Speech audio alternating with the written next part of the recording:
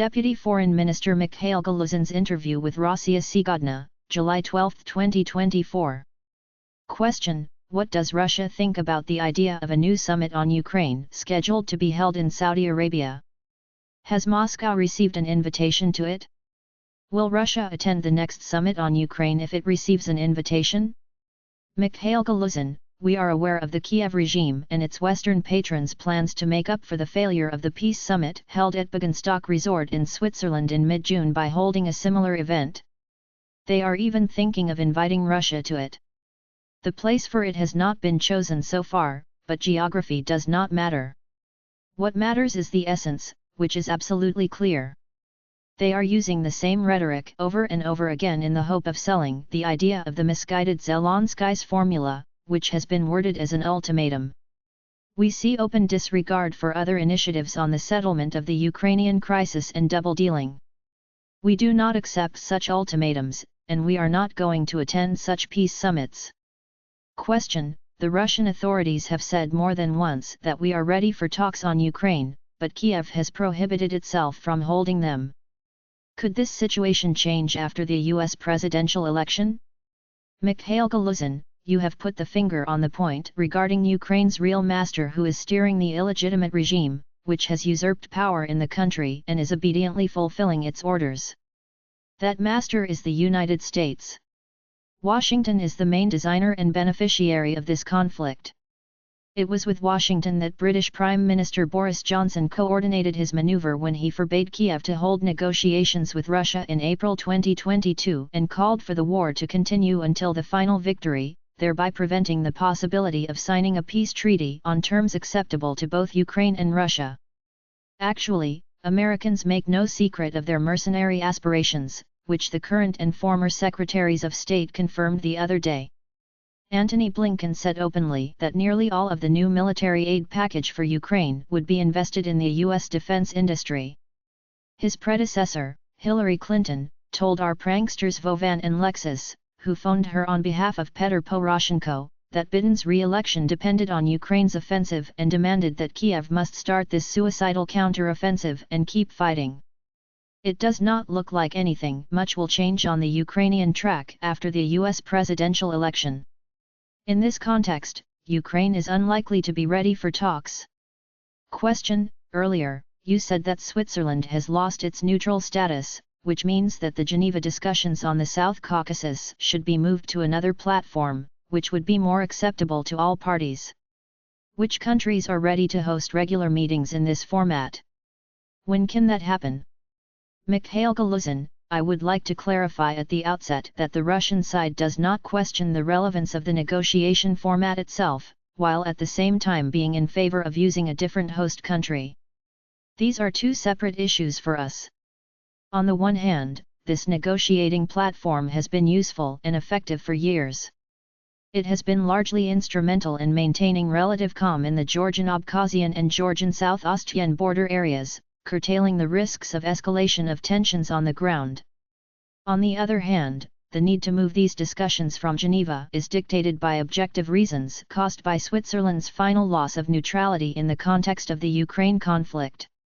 There are numerous examples of Bern's involvement in the aggressive policies pursued by the collective West, such as joining the EU anti-Russia sanctions and acting in solidarity with the Kiev regime.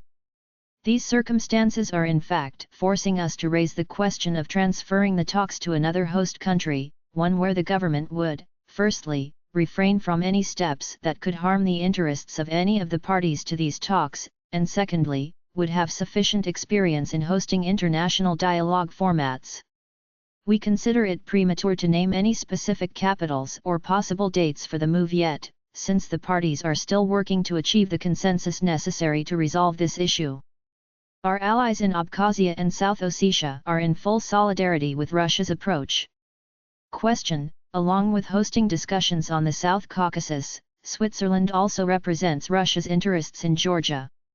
Considering Bern's recent steps, will the Swiss side continue to be involved in representing Russia's interests?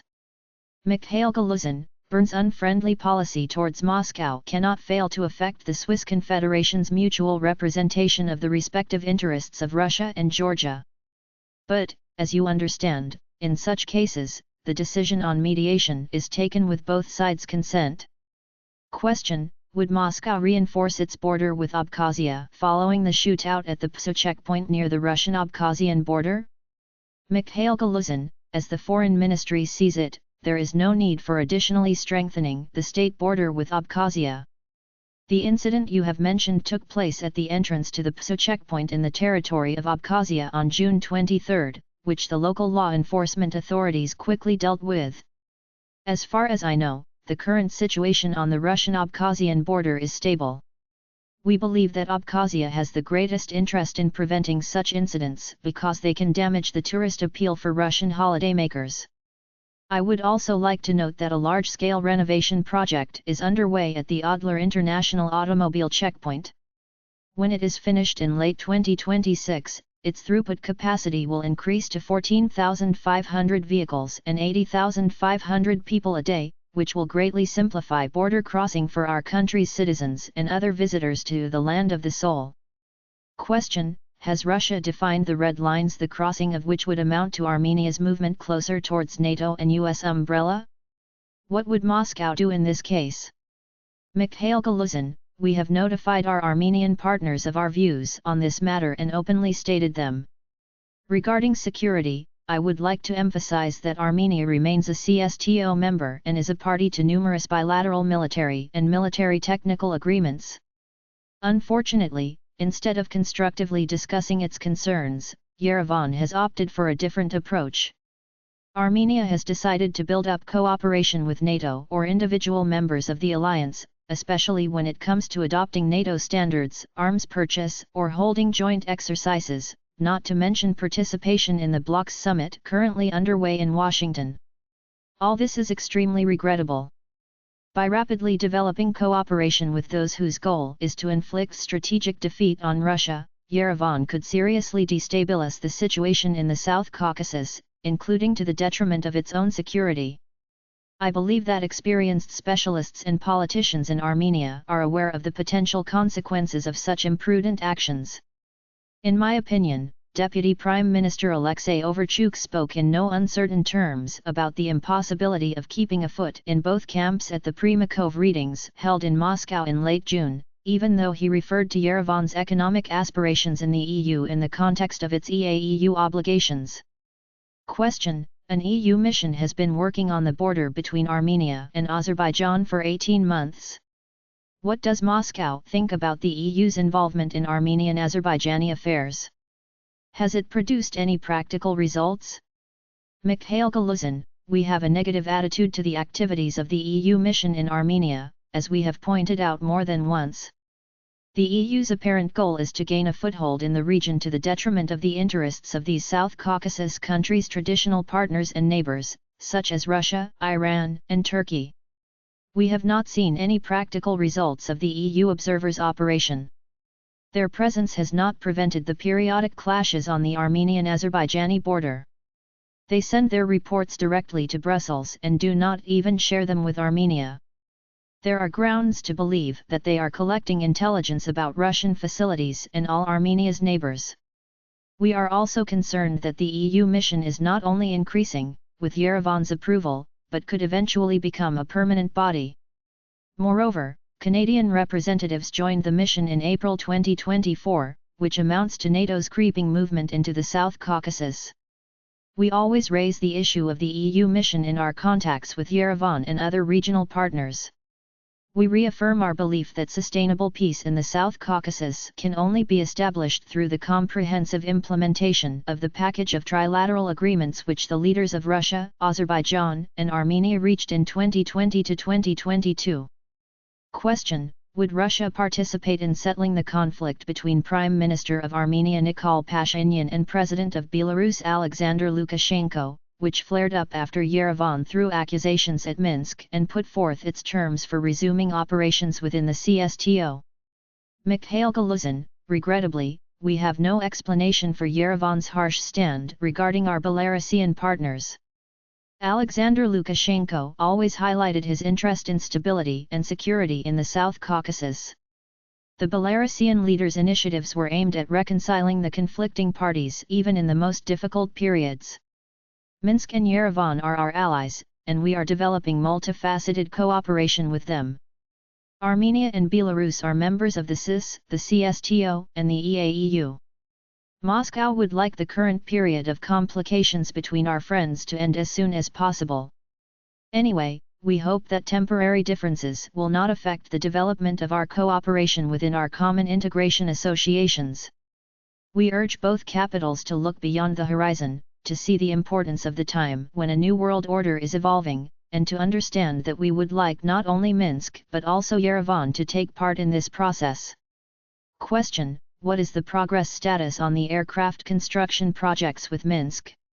Mikhail Galuzin: Russian industrialists are interested in greater involvement of our Belarusian allies in existing Russian aircraft construction projects as well as in joint development of aircraft. This prospect fully aligns with our goals of strengthening technological sovereignty and deepening industrial cooperation within the Union State. Belarus has the required industrial base and personnel for this. The Russian side has already established effective cooperation with Minsk Civil Aviation Plant No. 407, a supplier of components for the Russian medium-haul MS-21 aircraft. Plans are in place to increase the volume of orders and expand the range of products for the MS-21 manufactured by Belarusian suppliers. Russia and Belarus are working on a joint project to manufacture light aircraft, which are in high demand in view of an extensive network of region-to-region air routes being created to meet current market needs. Following the Moscow meeting between the Prime Ministers of Russia and Belarus on April 15, an intergovernmental agreement was signed on the development and joint production of the 19-seat Osvay aircraft in Belarus. In fact, Belarusian specialists have been involved in research and development on this project from day one.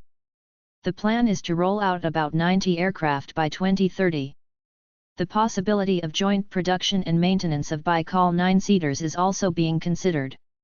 There is no doubt that cooperation with our Belarusian allies in aircraft manufacturing will help us achieve the import substitution objectives, replace products from unfriendly states and ultimately create safe and internationally competitive aviation equipment.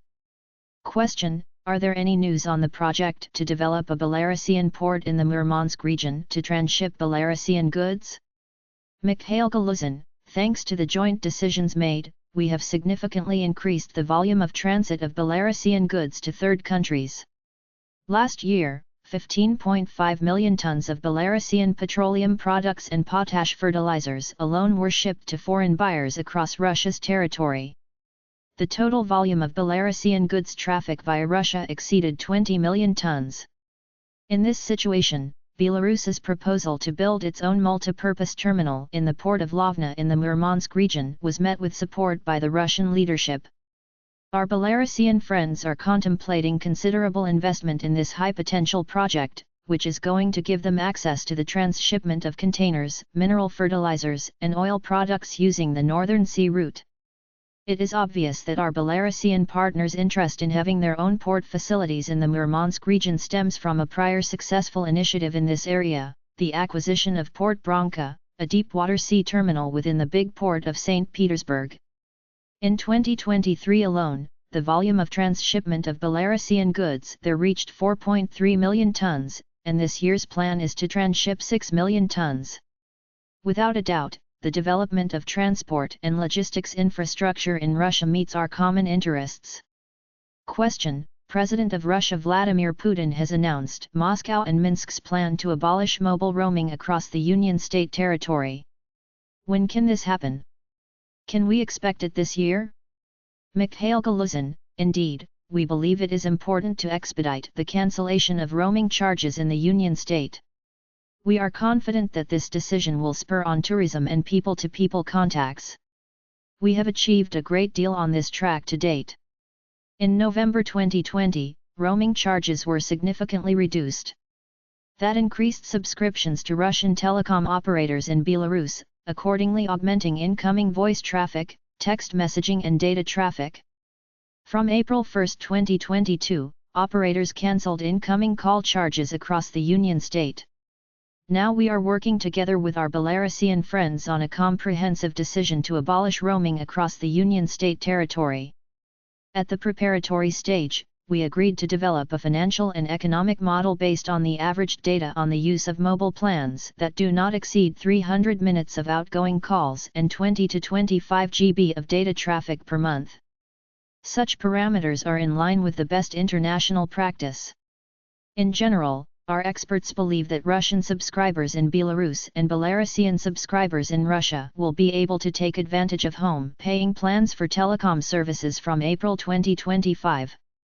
We will make every effort to complete the work by that time.